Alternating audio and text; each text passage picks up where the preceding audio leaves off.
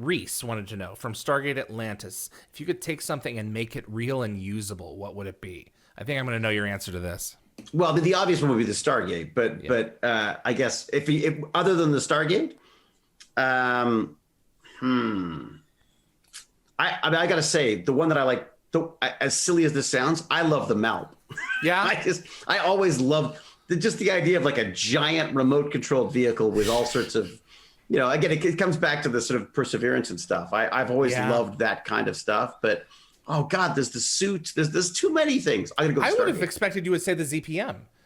Well, but if you have the Z.P.M., then you need other things as well. That's I mean, I feel like, you know what I mean? Like, I know the city.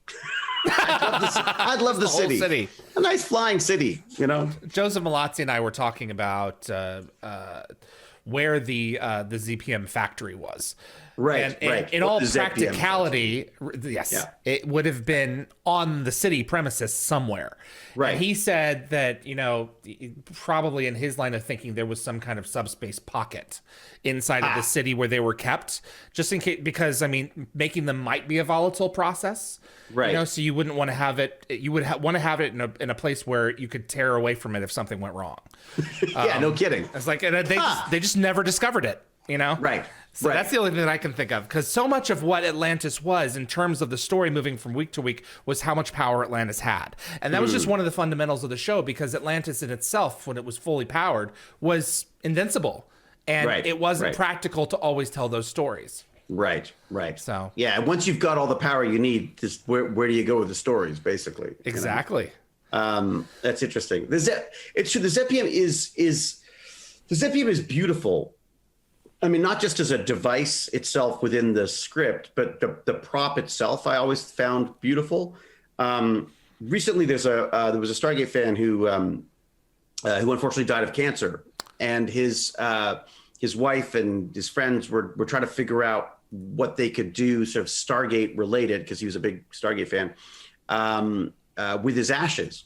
And I suggested, of all the things to do, like, why not use a Z.P.M.? Because the Z.P.M. is something that you could have in a room, and even non-Stargate fans could still take a certain amount of aesthetic beauty out of this thing, because it's there's a light to it, there's a crystal to it, there's the form factor of it and everything. It shines. It's a pretty object. Yeah. So I've actually been trying to I've been talking to a couple of people in the hopes of coming up with one that we could give to his widow. I know a guy who makes them. Oh, do you? Yes. Would you like me to put you in touch? Oh, please. That would be fantastic. Okay. I will do that. I mean, we may be able to put the ashes inside of it. Right. Well, this is, and again, I'm not sure. I have to, I suppose I should find out exactly what they want to do. I wasn't thinking like the entire ashes. I just thought, like, you sprinkle, there's a little bit of grandpa everywhere for us. Right. The idea of having just one little sort of central core. I just think that would, if I was gonna be cremated and I'm putting something, I'd want something that glows and make sure that everyone was very aware of I am in that room. No, I will. I'll do that tonight. Absolutely. That'd be amazing. We still have an option. Yeah. So, well, because I've been talking to people about 3D printing something. Yes. But maybe that's this guy sculpts them, and I've seen a lot of Z.P.M.s out there, but this one really looks authentic. This one really looks like the measurements have been taken. And is it lit and stuff? You can light it up and. Yeah. See, that's great. Then maybe there's that would be amazing, because I'd love to do something for her, because I just feel like. Apparently she loved the idea, because apparently that was one of the things, that was one of the props she always wanted, apparently. So well, then there you go. Then let's make that happen. That would be awesome. Give you an avenue there. Absolutely. I will never forget the day that PropWorks got access to Bridge Studios, and we were taking stuff from SG-1 and Atlantis, and I came upon the crate that said Z.P.M. unit on it, and I opened it up, and there it was in there, just like when you opened it from Siege Part 3, and the little teeny tiny hidden switch, and then oscillating. It was magic. It was absolute magic. Yeah, because a lot of this stuff, this was pre 3D printing for a lot of this stuff. All these props were made by hand. They were either vacuum formed or even just molded. I mean, they were gorgeous. The props were, and they were remarkably functional, if that makes sense. No. Even the little turtle of power, as I call it, The idea that there was like a magnet that not only magnetized it to your t-shirt, but it also, when you snapped it on, it lit up. Correct. So it's just little things like that their eye for detail was it's crazy. And hang on just a second.